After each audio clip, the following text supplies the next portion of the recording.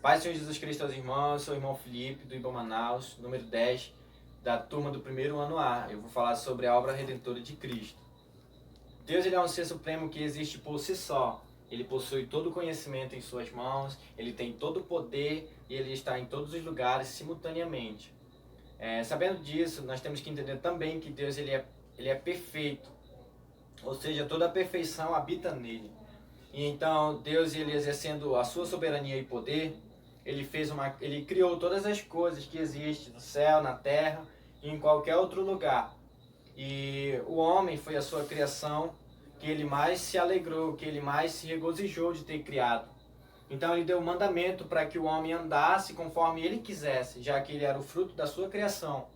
Então o homem acabou que desobedeceu as palavras de Deus, ou em outras palavras, ele desobedeceu a lei de Deus. Ou seja, ele transgrediu a lei. E a lei é um mandamento que alguém dá, é uma ordenança, não é um pedido, é uma ordenança, é um dever para quem a ordem é dada de obedecer. E acabou que o homem, ele desobedeceu. E Deus, ele não se irou com o homem, ele não aniquilou o homem da face da terra, por amor ao homem. E nisso nós vamos ver o amor de Deus, que ele cobriu ainda uma culpa, ele cobriu aquilo que até para o próprio homem, assim, foi algo vergonhoso, foi algo que ele poderia ter pensado, que ele iria morrer, já que Deus ele disse que se ele fizesse aquilo, ele morreria, se ele desobedecesse a lei de Deus.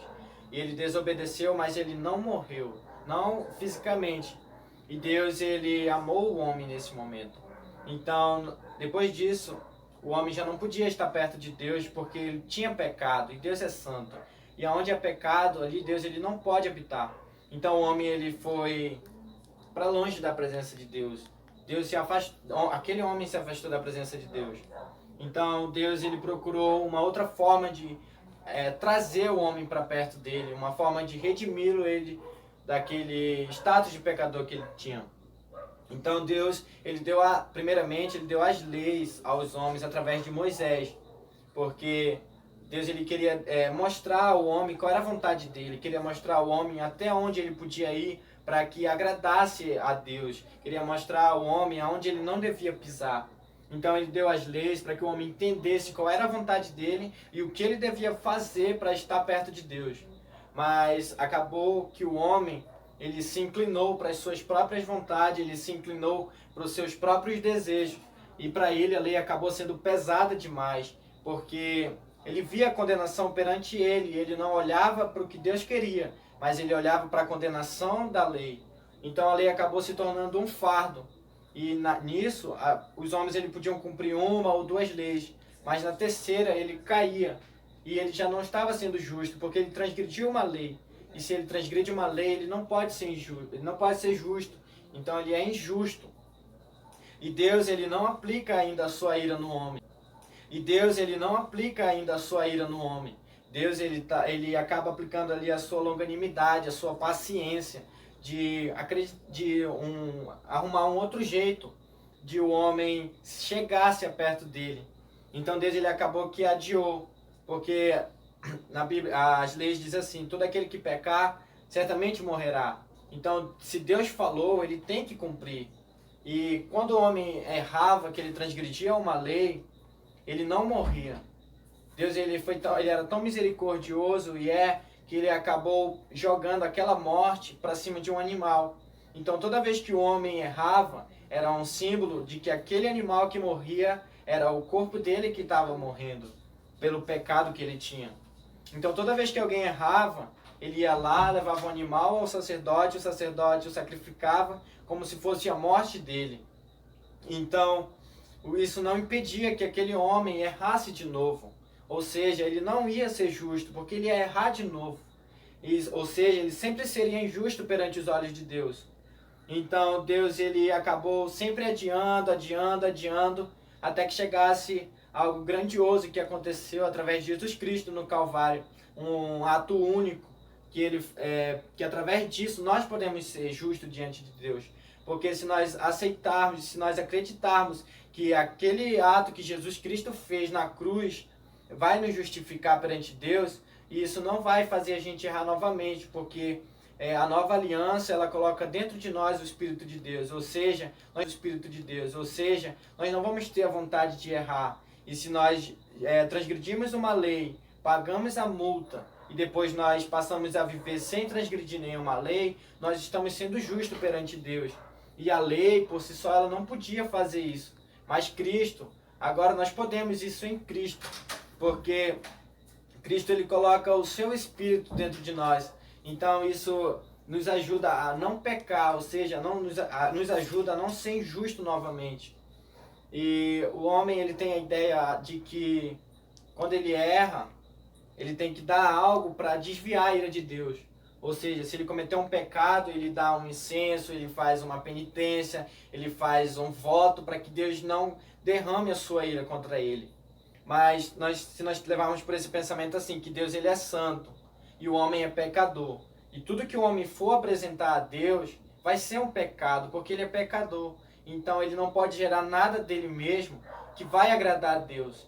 Então Deus, ele conhecendo essa fraqueza do homem, conhecendo que o homem ele é tão mortal, que ele é tão fraco, que ele mesmo desceu dos céus e deu um sacrifício a ele mesmo com o seu próprio corpo, a fim de que todo aquele que acreditasse nele, que todo aquele que confiasse que aquele ato era um meio de perdoar os pecados, de ser justo diante de Deus, pudesse ir e ser justo de verdade perante Deus e não errar novamente.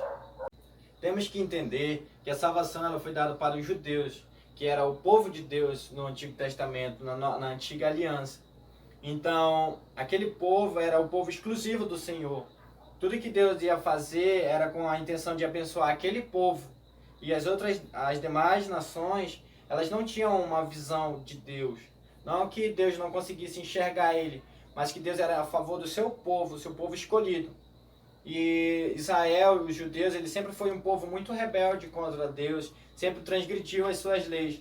Então, Deus colocou uma pedra de tropeço para que eles tropeçassem, e através desse tropeço abriu-se a porta da graça, que é a oportunidade para todos os povos da terra, para todo aquele que acreditar que quando ele chegasse perto de Jesus Cristo, ele vai ser salvo. Então, Deus ele abriu essa oportunidade para todo aquele que acreditar nele seja salvo.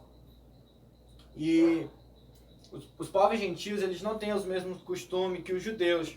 Ou seja, os judeus eles vivem a lei, eles têm toda uma letra, tem todo um caminho, ali um cronograma para seguir. E os gentios, eles não têm esse privilégio. E acaba que algumas pessoas, elas têm a ideia assim de que eu estou na graça, eu posso pecar livremente. Eu estou na graça, eu posso fazer aquilo que é agradável aos meus olhos, já que é uma graça, é a oportunidade de eu pecar desembestado, de pecar o tanto que eu quiser e depois eu peço perdão. Mas nós não podemos ter isso na nossa mente. Nós temos que ter na nossa mente que a graça ela é uma oportunidade para servirmos a Deus. Podemos até dizer que ela é uma oportunidade para viver as leis de Deus. Porque mesmo que a gente não tenha uma lei escrita, nós temos a lei da consciência. Então, ela é uma oportunidade para todo homem viver para Deus e um dia ser salvo.